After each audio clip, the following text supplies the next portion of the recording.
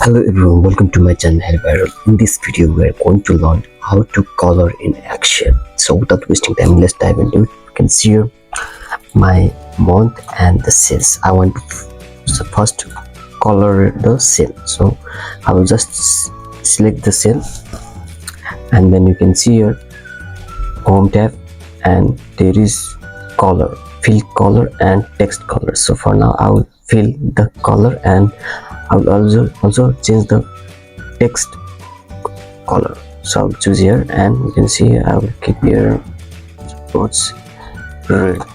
So in this way you can color in the cell. So if you want to keep format, then even you can go here cells styles. So here you can choose any styles what you want directly. So for that you will go to cell styles. So if you want to change any one, you can do that. So and if you like to keep the same format in other cell, just go to home and you will see here formatting, format painter. Just click here and to which cell you want to change. So for now if I select this cell will be the same format to this.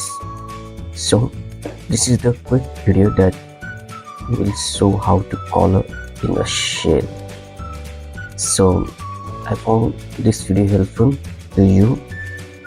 Please subscribe to my channel to get more daily updates, and I will see you in the next video.